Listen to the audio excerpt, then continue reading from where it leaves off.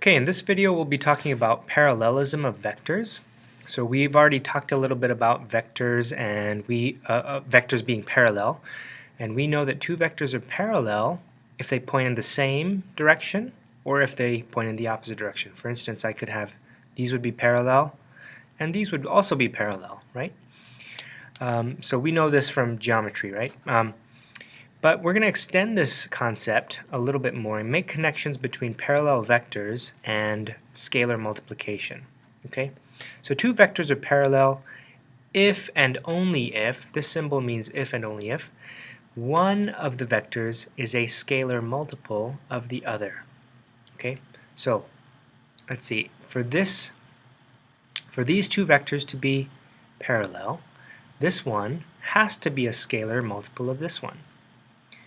Okay, if it's not a scalar multiple, so what that's saying is all that's changing between the vectors is that their length can be the only factor that changes. Okay, other than that, everything else has to be the same. Even if they're pointing in the opposite direction, they're still parallel, right? So this could be a scalar multiple of this one. Okay, this would be probably negative of this one times some number. Okay, to change the length. So this is kind of the breakdown of this statement here. If A is KB, where K is a constant and it's not 0, it's a scalar, then A is parallel to B. Okay, so if I have two vectors like this and one of them, everything else stays the same. If this vector is just a scalar multiple of this one, then I know for a fact that these two will be parallel. And the converse is true. If they are parallel, for instance, if these are parallel, then I know that one must be a scalar multiple of the other. And that's what this phrase means. IFF is the abbreviation for if and only if. And that means for this to be true, if this, then this is true. If this is true, then this is true. Okay? Alright, so let's do a quick example. The vectors 12t and 3 minus t are parallel. So we know they're parallel. Find the value of t. Okay, so what would that mean? We just talked about it. We said that if they're parallel, if two vectors are parallel, then they must be scalar multiples of each other. So we're going to use this information to find the value of t. Alright, so since 12t is equal to, since they're parallel, okay, so I guess I could say since 12t is parallel with 3 minus 2, okay, this must be equal to k, some constant, times 3 minus 2, okay?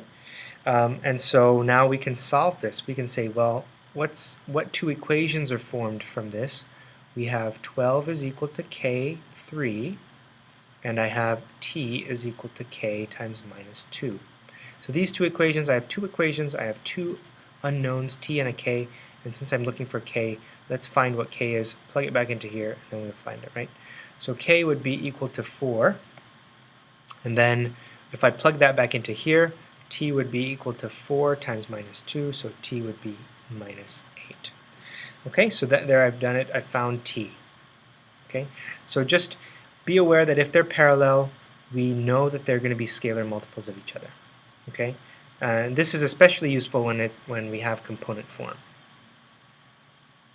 All right, now let's say we have two vectors a and b, and they have these components.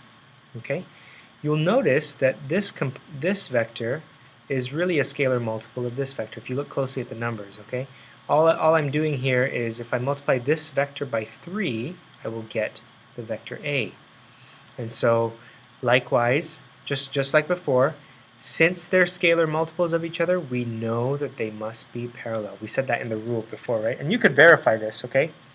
If I have a and I had 3 a's lined up, okay, and they were still going in the same direction, well, these two vectors, this vector here and this vector here, would be parallel because they're this one is based off of this vector. Okay, so that makes sense. So let's try another. Let's go a little bit further and talk about the scalar, and how that affects the parallelism of these vectors. Okay, so if k is positive, then in this case, see, I had +3, right? So if k is positive, they are the two vectors are pointing in the same direction. If the k is negative, then they are pointing in the opposite direction. Okay, and the length of b, the length of the vector, which is a scalar multiple of my first vector. Okay, if b is ka, then the length of b is the magnitude of k, sorry, the absolute value of k, this is an absolute value, times the length of my vector a. So here I have, this might look a little bit confusing because I'm using the same symbol, but when I have a vector inside and I have the absolute value sign, that actually means the magnitude. So this is the magnitude of b. The length of the vector b is the absolute value of k times the magnitude of a. Okay? So let's use this information and see if we can make any deductions from this next example. What two facts can be deduced about p and q? If p is 5q, and also in the next example, if q is equal to -3/4 p. Okay? So here we have a scalar. We know that they're parallel. Okay? So we know they're parallel. So p is parallel to q. Okay? And what else do we know? We know that the magnitude of p is going to be equal to the absolute value of 5, which is just 5, times the magnitude of q. Okay? So we said this using our using this information up here. Okay, and so what does this become? Well, p is then, the magnitude is then just 5 times the magnitude of q. Okay, the magnitude of p is 5 times the magnitude of q. And what can we deduce then? Well, p is 5 times longer, right? Longer than q. And our second fact that we can deduce is that they have the same direction. Okay? So they have the same direction. All right, let's try the second example. It's pretty much going to be the same thing. Okay, we know since this is a scalar, q is parallel with p, right? And what would the magnitude of q be? Well, that would be the absolute value of -3/4 times the magnitude of q.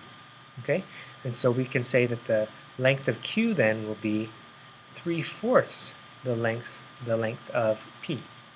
Okay, and so now we can say that q, if we want to talk about the length of q, q is 3/4 the length of q. The length of p, sorry. Okay, and what else do we know? Since this is negative, we know that q and p are in opposite directions. Okay? They're pointing in opposite directions to each other. All right? So that's it for this section. It's very simple, parallelism of vectors. Just be aware that if the two vectors are parallel, then they are scalar multiples of each other, and the converse of that is also true.